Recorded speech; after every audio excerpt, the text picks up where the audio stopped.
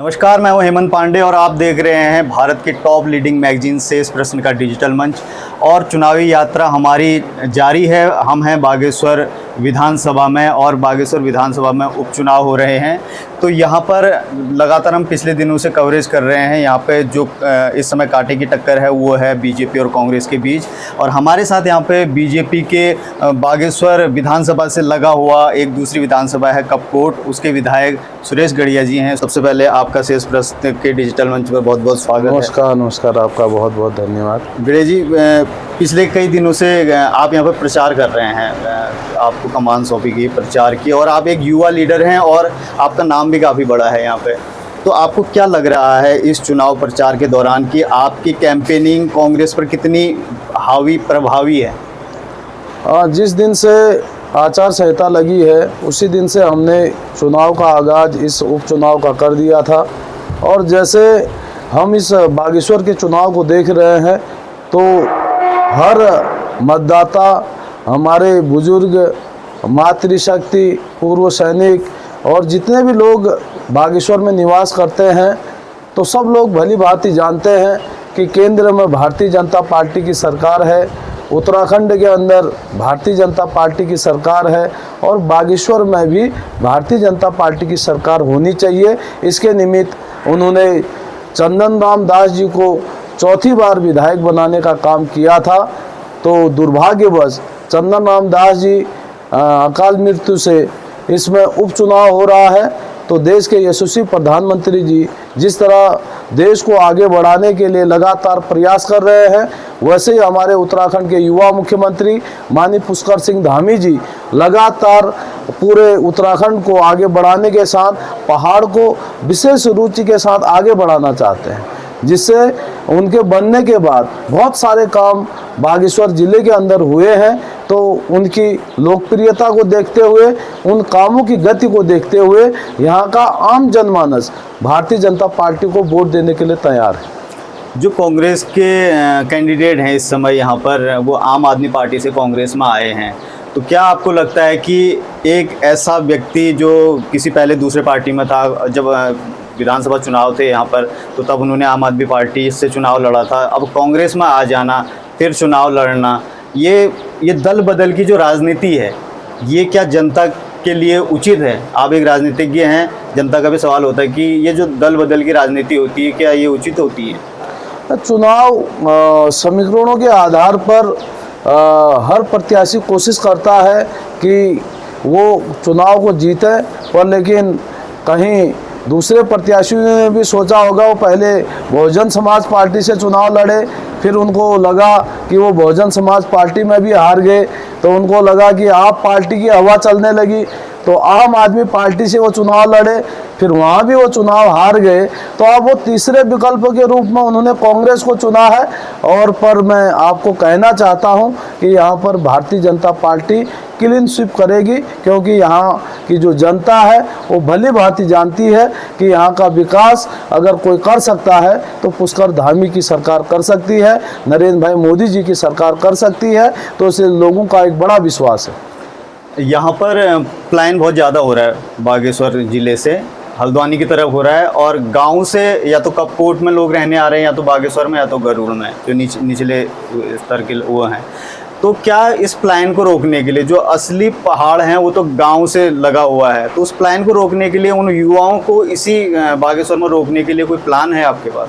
ना, मैं जब पहली बार चुनाव में गया था, आपने मेरा पहले दिन का इंटरव्यू भी देखा होगा कि लोग कहते हैं कि पहाड़ का पानी, पहाड़ की जवानी पहाड़ के काम नहीं आती है, पर ये गलत है। क्योंकि हमारे नरेंद्र भाई मोदी जी और माननीय पुष्कर सिंह धामी जी के दोनों के आपसी तालमेल के कारण से आज हम बागेश्वर का युवा को जो है बागेश्वर के अंदर रोजगार देने के लिए नए नए छोटे छोटे स्वरोजगारों को, स्टार्टअप को, और इसके माध्यम से आगे बढ़ा रहे हैं। अभी अगर आप मेरी विधानसभा कपकोट की ओर अगर आप आएंगे तो मैं आपको दिखाना चाहता हूं कि पहले 1 टन यहाँ पर फिश मछली होती थी, पर लेकिन हम सब लोगों के प्रयास से, सरकार के सहयोग से और सभी जनप्रतिनिधियों के सहयोग से आम जनता ने जो है एक इतना बड़ा काम खड़ा किया है कि 1 टन के बजाय अब 13 टन 13, तो यानी 12 गुना ज़्यादा हमने 1 साल के अंदर बढ़ोतरी की है। तो इसलिए अपने आप में एक बड़ा काम है और आने वाले समय के लिए मैं आपको विश्वास के साथ कह रहा हूं कि हमारा इस साल का लक्ष्य उसको 18 टन करना है, और जिसके लिए हमने पहले ही तालाबों का निर्माण कर दिया है और यहाँ पर एक हैचरी जिसमें कि मछली का जो बीज है वो भी हम कपकोट के अंदर ही डेवलप करने जा रहे हैं। तो इसलिए उत्तराखंड सरकार का, भारत सरकार का मैं तहे दिल से आभार व्यक्त करता हूं कि नरेंद्र भाई मोदी जी ने कहा है कि जो गांव में रहने वाले लोग हैं उनको स्वरोजगार करके छोटे छोटे कामों को आगे बढ़ाकर उनको अपनी दिनचर्या ठीक करनी पड़ेगी, घर चलाना पड़ेगा। और जैसे अभी आपने कहा कि ऊपर से लोग जो है कहीं कपकोट में बस रहे हैं, कहीं बागेश्वर में बस रहे हैं, कहीं गरुड़ में बस रहे, जो तलहटी है जहाँ पर जो आम जनता की सुविधाएं हैं उनको देखते हुए लोगों का जो पलायन एक तरीके से हो रहा है। तो जो लोग बागेश्वर के अंदर ही बस रहे हैं वो एक तरीके से पलायन नहीं है। जो लोग बागेश्वर से बाहर, उत्तराखंड से बाहर अगर जो जा रहे हैं वो ज़रा चिंता का विषय है, पर हमने चिंता को कम करने के लिए, कष्टों को कम करने के लिए लगातार कोशिश की है कि हमने कपकोट के अंदर अच्छा हॉस्पिटल बनाने के साथ 20 बेड का 1 साल के अंदर वो भी तैयार कर दिया है। एक्सरा डिजिटल मशीन वो भी हम वहाँ पर लगा दिया है, और अल्ट्रासाउंड मशीन, नई डिजिटल अल्ट्रासाउंड मशीन भी लगा दी है। डेंटल के डॉक्टर सहित मशीन सहित पूरा सिस्टम वहाँ पर लगा दिया है।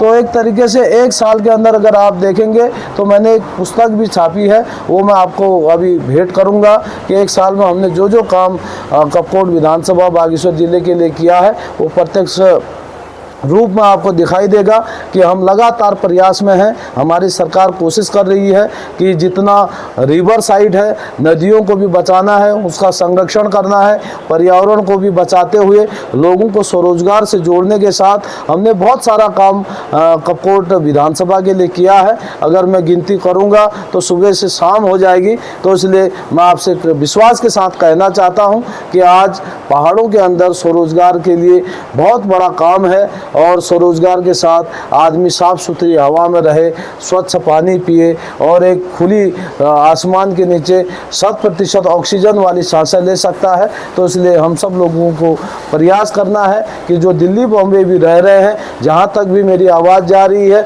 मैं उन भाई बंधुओं से कहना चाहता हूँ कि आप एक बार आइए, पहाड़ को गुलजार करने के लिए, पहाड़ की सुंदरता को निखारने के लिए अपना योगदान, क्योंकि वो बाहर से इधर आकर जो जॉब करने बाहर गए, जो बिजनेस बाहर करने गए हैं, वो यहाँ आके डेवलप करें। बिल्कुल, क्योंकि उनके अंदर हुनर है, पहाड़ के आदमी के अंदर स्किल है और वो बहुत मेहनती है, बहुत ईमानदार है, कर्मठ है। जब मैं दिल्ली बॉम्बे के अंदर देखता हूँ तो बड़े बड़े 5 स्टारों के अंदर भी हमारे यहाँ का नौजवान युवा मिलता है। तो मैं उनसे भी आग्रह कर रहा हूँ कि आप आइए, अपने गाँव इलाके के अंदर भी अगर आप अच्छा सा अच्छा अगर छोटा भी अगर रेस्टोरेंट या कुछ खोलेंगे तो उसमें ज़रूर बाहर के लोग इधर आएंगे और हमारे यहाँ का विकास भी होगा, हमारे यहाँ का पलायन भी रुकेगा, हमारे यहाँ की उन्नति भी होगी, और हमारे यहाँ के जो पितरों का बसाया हुआ हमारा गांव है, उस गांव के देवी देवताओं की भी पूजा करने के साथ साथ इस सृष्टि की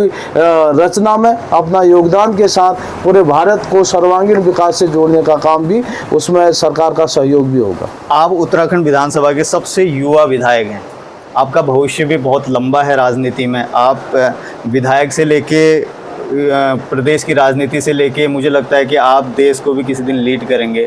तो क्या योजनाएं हैं कि आप उस भविष्य आज को छोड़ के जब उस दौर में आप पहुंचेंगे तो आप क्या चाहते हैं कि किस तरह का उत्तराखंड हो?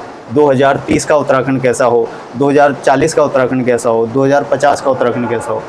अभी मैं जिस स्थान के लिए चुना गया हूं, मेरी कोशिश है, मेरी प्राथमिकता है कि मैं कपकोट विधानसभा के साथ बागेश्वर जिले का सर्वांगीण विकास के साथ सभी को एक मॉडल के रूप में प्रेषित कर सकूं। और आने वाले दिनों में जिस तरह से आपने क्वेश्चन किया है, जो प्रश्न आपने मेरे को पूछा है, मैं आपको विश्वास के साथ बताना चाहता हूं कि जो हमारी उत्तराखंड है, ये देवभूमि का प्रदेश है। देवभूमि के साथ अगर आप देख रहे हैं कि हमारे दाएं तरफ भी नदी बह रही है, माँ सरयू, और उधर से गोमती नदी आती है।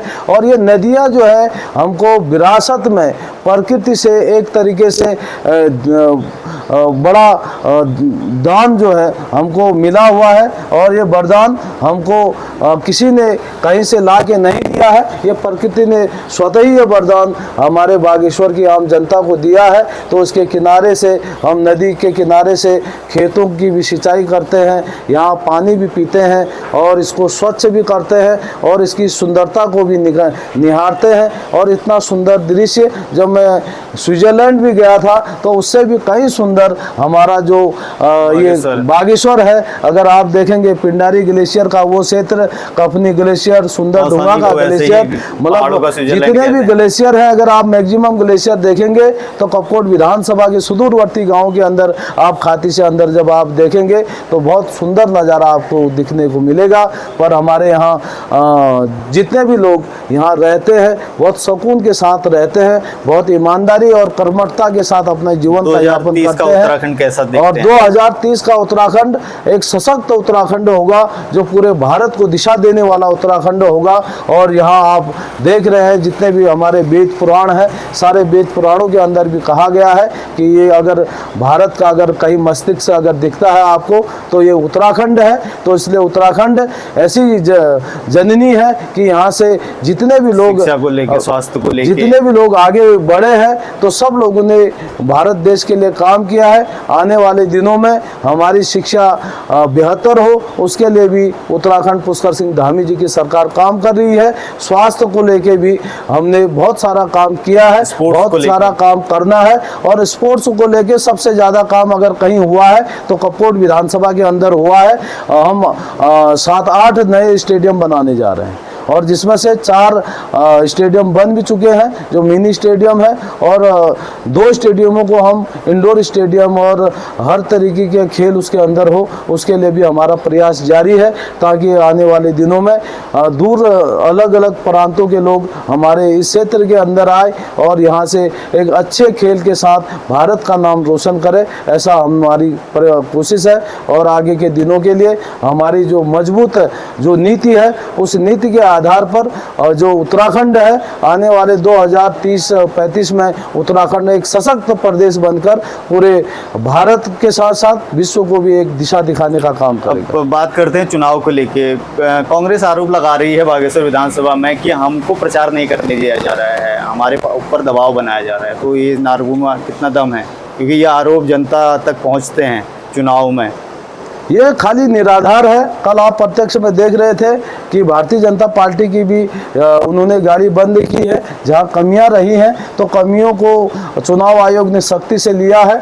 और मैं आपको कहना चाहता हूं कि यहाँ कोई पक्षपात जैसा कोई माहौल नहीं है। और आप क्योंकि तीसरी आंख है तो इसलिए आपका परम कर्तव्य भी है कि सच्चाई को जनता तक दिखाना और सच्चाई से जनता को रूबरू कराना आपका लक्ष्य है। तो मैं आपसे भी गुजारिश करूँगा, अगर आपको कहीं अगर ऐसा दिखाई देता हो तो आप ही अपने कमरे में कैद करके उसको जनता को दिखाने का काम करेंगे। पर लेकिन झूठा आरोप लगाना और निराधार आरोप लगाना ये गलत बात है। और ये कांग्रेस की परंपरा रही है कि कांग्रेस का काम है कि झूठ बोलो, राज करो। पर आज सब लोग जान चुके हैं कि झूठ बहुत दिनों तक नहीं चलने वाला है और झूठ के पांव नहीं होते हैं। ऐसा हमने सुना था, पर लेकिन आज प्रत्यक्ष रूप में दिखाई दे रहा है कि जिस तरीके का झूठ का प्रोपेगेंडा करके लोगों को भ्रमित करने का काम कांग्रेस ने किया है, तो आज वो हर जगह से जनता ने उसको दरकिनार करने का काम किया है। तो इसलिए हम तो इतना ही कहना चाहते हैं कि कभी भी आपने सुना होगा सत्यमेव जयते, सत्य की हमेशा विजय होती है। पर लेकिन जो आरोप उन्होंने लगाए हैं उन आरोपों में कोई दम नहीं। अब चंपावत का जब उपचुनाव था, धामी जी वहाँ से लड़ रहे थे, तो वहाँ एक तरफा सा लग रहा था माहौल, लेकिन यहाँ पे टक्कर लग रही है, कांटे की टक्कर जिसको बोलते हैं, चुनावी कांटे की टक्कर। तो यहाँ पे आपको लग रहा है कि यहाँ पे कांटे की टक्कर है? जनता भी कह रही है, बाकी लोग हम भी देख रहे हैं कि कांटे की टक्कर है। आपका क्या कहता है, आपका आकलन? ना, मैं बागेश्वर ज़िले का रहने वाला हूँ और बागेश्वर की जनता से मेरा बचपन यहीं बीता है। उन्हीं आमा बुबू लोगों के साथ, अपने चाचा चाची, जितने भी युवा भाई बंधु हैं, स्कूल के बच्चे हैं, मैं सामान्य तौर पर एक गरीब घर का बच्चा हूँ, तो इसलिए मैं समझ सकता हूँ कि एक गरीब आदमी की ज़रूरत क्या है और एक बुजुर्ग आदमी की क्या ज़रूरत है और एक विद्यार्थी की क्या ज़रूरत है। तो उसके लिहाज से जितना मैंने देखा है, जितना मैंने बागेश्वर की जनता को समझा है, मुझे इस चुनाव में कहीं टक्कर नहीं दिखाई देती है। और कुछ लोगों ने इसको खाली हवा बनाने का काम किया है, पर मैं आपको विश्वास के साथ कह रहा हूँ कि जिस तरीके से कल माननीय मुख्यमंत्री जी गरुड़ के अंदर आते हैं और गरुड़ में इतना बड़ा जन सैलाब और इतनी बड़ी जो मीटिंग हुई, उसके बाद बागेश्वर के अंदर जो रेला उमड़ के आया है, उसको आपने अपने कैमरे में भी कैद किया है। तो इतनी बड़ी रैली मैंने कभी देखी नहीं है और वो रैली प्रत्यक्ष रूप से बागेश्वर के नगर के लोगों की पूरी रैली निकली है। तो इसमें मुझे अपनी मातृशक्ति पर, अपने बुजुर्गों पर, अपने युवा शक्ति पर पूरा विश्वास है कि भारतीय जनता पार्टी बागेश्वर से रिकॉर्ड तोड़ वोटों से जीतने के साथ एक रिकॉर्ड कायम करने का काम करेगी। बहुत बहुत धन्यवाद सर, आपने हमको समय दिया और इस चुनाव प्रचार में से थोड़ा समय निकाल के। तो ये थे कपकोट के विधायक सुरेश गड़िया जी। इनका कहना है कि इनको जनता का भरपूर समर्थन मिल रहा है और यहाँ से इनकी सीट निकल रही है। और इन्होंने 2030-2035 के उत्तराखंड को भी आपको बताया कि वो कैसे सशक्त उत्तराखंड बनेगा और वो उत्तराखंड भारत को ही नहीं बल्कि विश्व को एक नई राह दिखाएगा। तब तक के लिए नमस्कार। आप देखते रहिए शेष प्रश्न का चुनावी सफ़र। धन्यवाद।